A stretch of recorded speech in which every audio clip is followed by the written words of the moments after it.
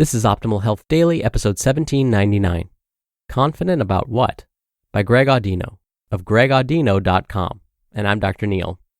Hey there, and welcome to another bonus Sunday episode, where I share an article from one of the other podcasts in our network that I think will add some value for you here. Today's post comes from Optimal Relationships Daily, where articles covering all types of relationships are read to you every day. But this was a particularly special one. The host of the show, Greg, shared his own article. So with that, let's hear this one from Optimal Relationships Daily as we optimize your life. Confident About What? By Greg Audino of gregaudino.com. Confidence. Where does confidence ultimately come from, and what does it mean to you? Most would probably say that confidence manifests from having faith in one's abilities, feeling as though you'll be able to get the job done, whatever that may be. Confidence is a wonderful thing, and ultimately, we're always striving for it. So, in many ways, it's synonymous with happiness, right?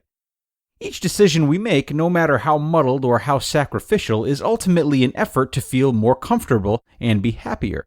Why, then, can looking for confidence be such a pain in the ass and so difficult to attain? Well, let me ask you this.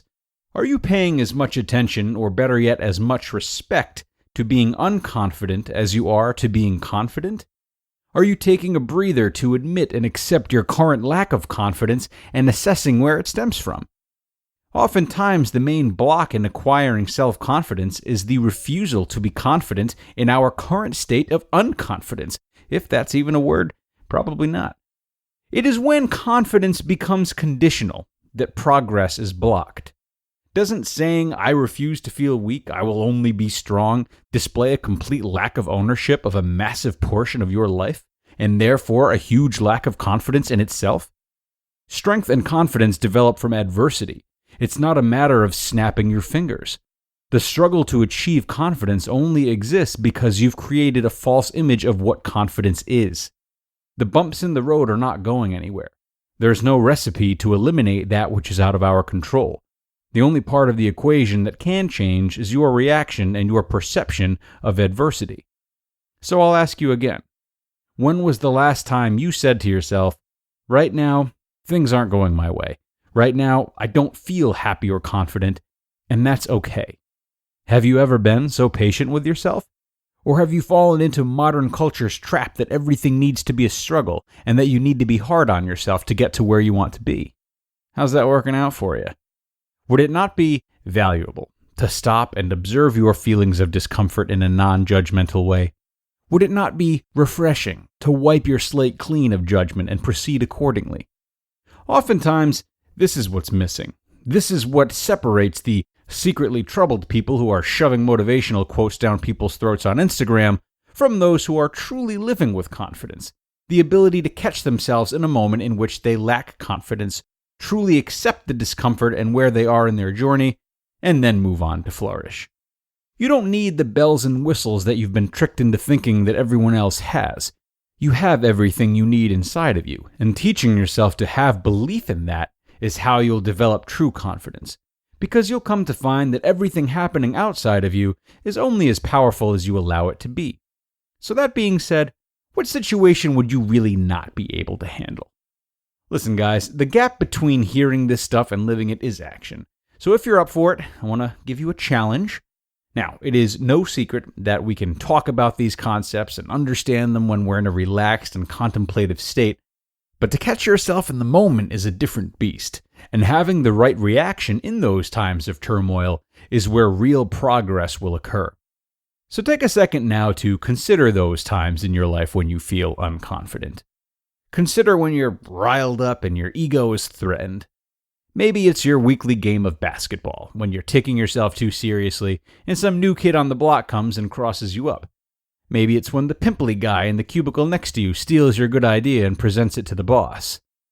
The next time you're in that situation and you feel your tension starting to build, don't mask it with aggression or overcompensation. Feel it.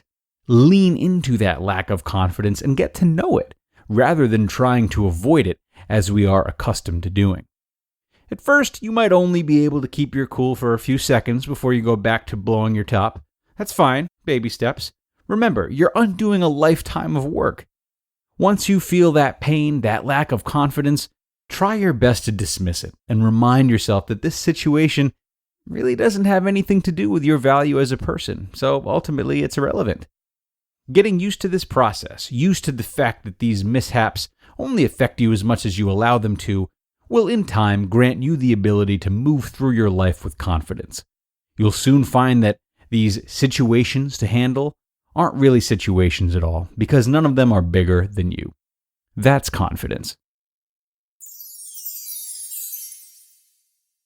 You just listened to the post titled, Confident About What? By Greg Audino of gregaudino.com. You know, guys, I wrote that post almost 2 years ago, and I am proud to say that even since then, that short period of time, I'm seeing a lot more people take ownership of their vulnerability, as the post encourages.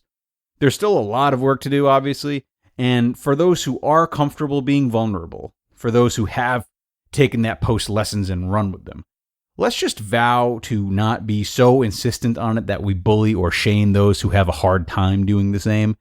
As I said, some people are undoing a lifetime of thinking, and it's hard for many to cross that threshold. Be patient with them and set an example, as opposed to coming down on them for not being better with their weaknesses. All right? And with that, we have reached the end of today's episode. I hope you enjoyed it. I hope you'll have a nice cry now and celebrate while doing so. I will see you all tomorrow with a post on finding yourself again, where your optimal life awaits.